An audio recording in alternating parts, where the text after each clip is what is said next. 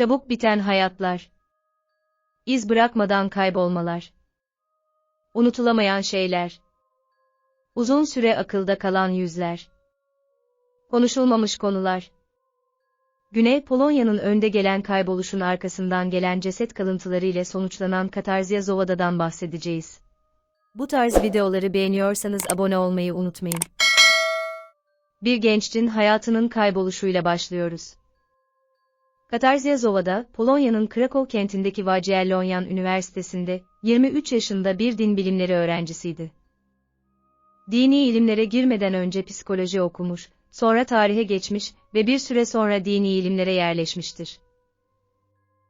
Katarzya'ya depresyon teşhisi kondu ve geçmişte intihara teşebbüs etmişti.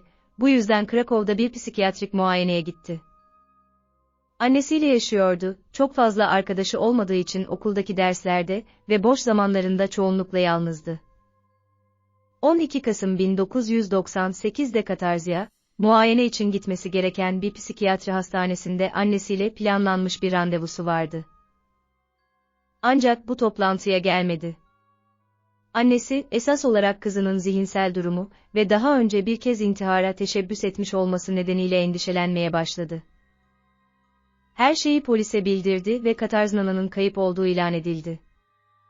2 ay sonra, 7 Ocak 1999'da yazılmış bir yerde, bir denizci ve römorkör operatörü olan Miroslav geminin pervanesine dolanmış garip bir nesne buldu. Nesnenin rengi soluktu ve kokuyordu. Miroslav ancak kapsamlı bir incelemeden sonra insan kulağını fark etti.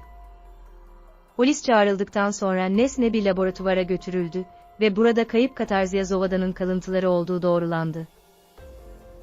Cilt, uyluk ve boyunda vücuttan düzgün bir şekilde kesildi ve kesik sol kulağa kadar uzanıyordu. Ciltte yüz, kollar ve meme uçları yoktu. Sağ göğüsten sol omuza eğik bir dikiş uzanıyordu. Adli tıp görevlisine göre kalıntılar 2-3 haftadır sudaydı. Bir hafta sonra, 14 Ocak 1999'da Katarzya'nın sağ ayağı hala nehirde bulundu. Kızın vücudundan sadece sağ bacak, deri ve birkaç parça giysi kot pantolon ve pazen gömlek bulundu. Ancak Katarzyna'nın vücudunun diğer parçaları bulunamadı. Katilin muhtemelen giydiği takım elbisenin deriden yapılmış olduğu ortaya çıktı. Şu anda Katarzyna'nın diri diri yüzülüp yüzülmediği veya önce bir cinayet olup olmadığı net değildi. Ancak bazı kaynaklar işkence gördüğünü söylüyor. Bu nedenle kuzuların sessizliğinden Buffalo Bill'in bir kopyası olup olmadığı spekülasyonları yapıldı. Polis, bu cinayetin sadece bir dizi olabileceğine de işaret etti. 31 Mayıs 1999'da saat 1 civarında Krakow polisi bir telefon aldı.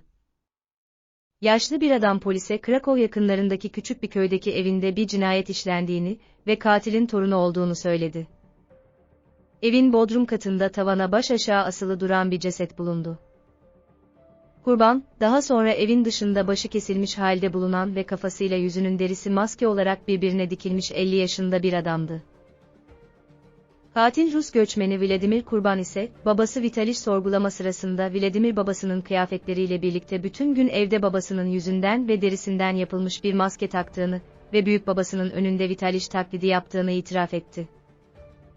Cinayetin sebebinin, karısını aldatan ve Rusya'daki her şeyini bırakıp yeni bir hayat için oğluyla Polonya'ya giden babaya duyduğu nefret olduğu iddia edildi.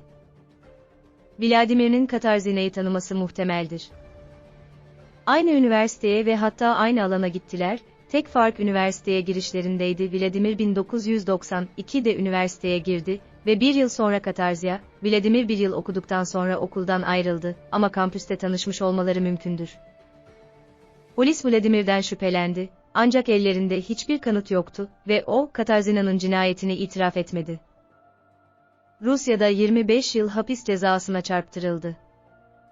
Daha fazla araştırma, Katarzyna'nın ortadan kaybolmadan önce 2 haftadır okula gitmediğini ve söz konusu toplantıya dersten hemen sonra annesiyle gitmesi gerektiği için okuldaki bu devamsızlıklar sırasında ortadan kaybolduğunu ortaya çıkardı. Yani Katarzyna'nın gizli bir ilişkisi olmuş olabilir.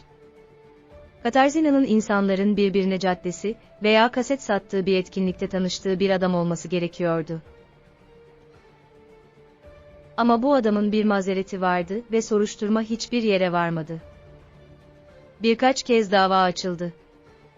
Yıllar içinde polis, katilin keskin bir cisimle kurbanı boyun, koltuk altı ve kasık bölgesinden yaralayarak kurbanda dayanılmaz bir acıya neden olduğu sonucuna vardı. 2014 yılında, FEB'in Avrupa temsilcisi, bariz sadist eğilimler nedeniyle katilin psikolojik profilini belirledi. 2016 yılında, Katarzina'nın ölmeden önce işkence gördüğü ve katilin muhtemelen dövüş sanatlarında yetenekli olduğu doğrulandı. Bir yıl sonra, 2017'de polis yeni deliller aldıktan sonra 52 yaşındaki Robert J. adında bir adamı tutukladı. Dairesinde yaptığı aramada küvette kan bulundu ve iddiaya göre bu adam cinayeti günlüğüne yazdı. 1999'da zaten polis tarafından aranıyordu. 2014 yılında bir FBI ajan tarafından oluşturulan psikolojik bir profil, Robert V'ye uyuyordu. Adam, dövüş sanatları konusunda deneyimli ve eğitimliydi. Ayrıca kurbanı tanıyordu, Katarzina'nın mezarını ziyaret etmişti ve kadınları taciz etme geçmişi de vardı.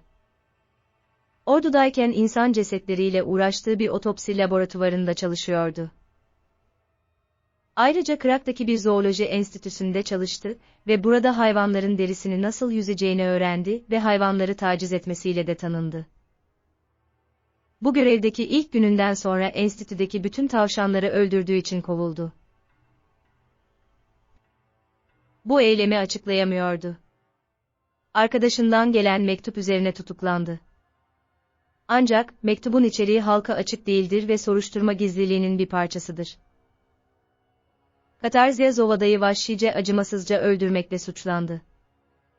Mahkeme, polis daha fazla kanıt toplarken tutukluluğunu 6 Eylül 2018'e kadar uzatmayı kabul etti. Aralık ayında, Robert J. gözaltındaki diğer mahkumlar tarafından taciz edildiğinden şikayet etti. 2019'da Robert J. hala gözaltındaydı.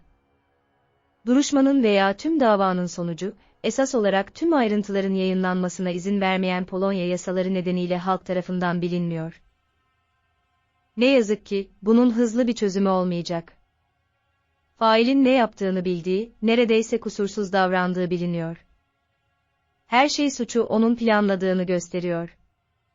Eylemleri Kuzuların Sessizliği filminin konusuyla karşılaştırıldı ve ona Polonyalı Hannibal Lecter adı verildi. Sebep neydi? Muhtemelen bir cinsel cinayetti. Vaka, o sırada DNA testi gibi yeni teknikler kullansa da, soruşturma bir adım ileri gitmiyordu. Daha sonra FBI da davaya dahil olacak ama bu bile aradığımız cevapları vermeyecektir. Duruşmanın başında, yeni jüri üyeliği nedeniyle 2020 yılının başına ertelendiği bilgisi yer alıyor. Kanıtları okumak için yeterli zamanı yoktu. Savcı yaklaşık 200 tanığı sorgulamayı planlıyordu. Savunmanın kaç tanık çağıracağı şu aşamada bilinmiyordu. Bunun için mahkemenin 20 bilirkişi görüşü okuması gerekir. En zor anlardan biri, müfettişlerin failin kurbana verdiği yaraları tartıştıkları anlardır. Kasya'nın annesinin bunu dinlemesi zordu. Bacağındaki izlerden kadının bir yere bağlanmış olduğu anlaşıldı. Fail, bir halter ve vücut geliştirme plakası kullanarak pelvisini ve uyluk kemiğini kırdı. Ve bir zincirle boğuldu. Bunca zaman bilincini etkileyen ilaçların etkisi altındaydı. 15 Temmuz 2022'de Krakow Mahkemesi'nin Robert J. davasında bir karar açıklayacağı bilgisi vardı. Ancak dava programa göre ilerlemiyor. Savcılık ve savunma avukatlarının kapanış konuşması yapacak zamanı olmadı. Bu, o gün hüküm verilmeyeceği anlamına gelir. 2 aydan kısa bir süre sonra, 14 Eylül'e denk düşüyordu. Mahkeme, savcının ifadesine katılıyor ve sanığı suçlu buluyor. 2 yıl süren yargılanmanın ardından müebbet hapis cezasına çarptırılır. Karar kesin değildir. Kararın gerekçesi gizli tutulur. Kasya'nın cesedi henüz tam olarak bulunamadı. Kimi gayipten sesler duyuyor, kimi kötü geçen çocukluğunun intikamını alıyor kimi kurbanlarının acısını dindirdiğini düşünüyor, kimi de sadece sapıkça dürtülerini bastırmak için öldürüyor. Evet arkadaşlar, bir davanın daha sonuna geldik. Sizlerin de yorumlarınızı merak ediyorum. Kendinize iyi bakın.